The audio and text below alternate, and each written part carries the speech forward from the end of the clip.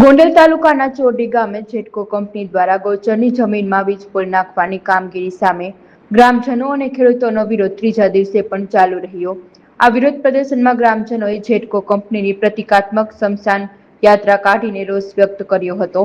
ગૌચરની જમીન નજીક આવેલા સ્મશાન ખાતે જેટકો કંપનીની પ્રતિકાત્મક અંતિમ યાત્રા અને નનામી કાઢવામાં આવી। આ દરમિયાન છાજિયા લઈ અંતિમ વિધિ કરવામાં આવી હતી, જે વિરોધની અનોખી રીત હતી। આ વિરોધ કાર્યક્રમમાં ચોરડી ગામના હર્ષદસિંહ ઝાલા અને ચેતન ગઢિયા સહિત 50 થી વધુ ખેડૂતો અને ગ્રામજનો મોટી સંખ્યામાં ઉપસ્થિત રહ્યા હતા। આંદોલનમાં જોડાયેલા ચોરડી ગામના સ્થાનિક રાણા મહાવીરસિંહ રાજુભાઈએ રોષ વ્યક્ત કરતા જણાવ્યું કે જેટકો કંપની દ્વારા ગૌચરની જમીન પર કામગીરી ચલાવવામાં આવી રહી છે। રાણા મહાવીરસિંહ રાજુભાઈએ ઉમેર્યું કે કંપનીને ખબર નથી કે અમે ક્ષત્રિયો છીએ। ક્ષત્રિયોએ ગાયો માટે થઈને પોતાના માથા પણ આપ્યા છે। આ પ્રશ્ન માત્ર એક ગામનો નથી, પરંતુ આસપાસના દરેક ગામનો છે। સરકાર અને કંપનીની આંખ ખુલે તે માટે આ સાંકેતિક સ્મશાન યાત્રા કાઢવામાં આવી।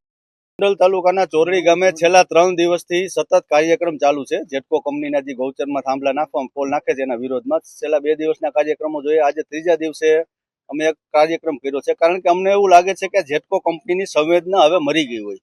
ખેડૂતો પ્રત્યે, ગામ લોકો પ્રત્યે, માલધારીઓ પ્રત્યે જેટકો કંપનીને જાણે કોઈ સંવેદના જ ન હોય। તે અનુસંધાને આજે અમે જેટકો કંપનીના સ્મશાન યાત્રા કાઢી, સાંકેતિક સ્મશાન યાત્રા કાઢી અને એનું પૂતળું બનાવી અને બાળી અને અમે પણ રોષ વ્યક્ત કર્યો છે કે આ કંપની દ્વારા ગામ લોકો, માલધારીઓ અને સામાન્ય લોકો પ્રત્યેની એક જેની જવાબદારી હોય છે એને બદલે એની સંવેદના સાવ મરી પરવારી છે।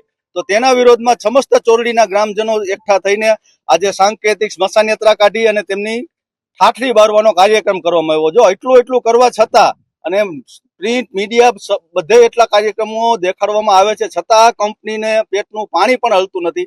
તો અમે આ કહેવા માંગીએ છીએ કે આ કંપની કેવી નિષ્ઠુર થઈ ગઈ છે કે સામાન્ય લોકો છેલ્લા 2 દિવસથી અમને આ જેટકોના અધિકારીઓ દ્વારા ગોળ જવાબ આપવામાં આવે છે। કોઈ પરફેક્ટ જવાબ આપવામાં આવતો નથી। છેલ્લા 2 દિવસથી અમે કાર્યક્રમ કરી છીએ સતત, આજે ત્રીજા દિવસે પણ કાર્યક્રમ કર્યો, પરંતુ જે અમે લેખિતમાં માંગ્યું હતું 4 મુદ્દા, એના બદલે 2 મુદ્દા અને એ પણ ગોળ આપ્યા કે ભાઈ કલેક્ટર સાહેબ આમ કહેશે તો અમે આમ કરશું, ઓલા આમ કહેશે તો અમે આમ કરશું। પણ હવે તો અમને કોઈ ઉપર વિશ્વાસ નથી રહ્યો। જેટકો ઉપર વિશ્વાસ નથી, કલેક્ટર તંત્ર ઉપર વિશ્વાસ નથી અને આ સરકાર ઉપર પણ વિશ્વાસ નથી। એટલે અમે ગામ લોકો સતત આવા કાર્યક્રમ દરરોજ છેલ્લા 3 દિવસથી ચાલુ છે, એમ આગામી દિવસો પણ આનાથી પણ જલદ કાર્યક્રમ ચાલુ જ રાખશું, જ્યાં સુધી આ જેટકો કંપનીની સંવેદના જે મરી ગઈ છે એ ફરીથી જાગૃત ન થાય ત્યાં સુધી।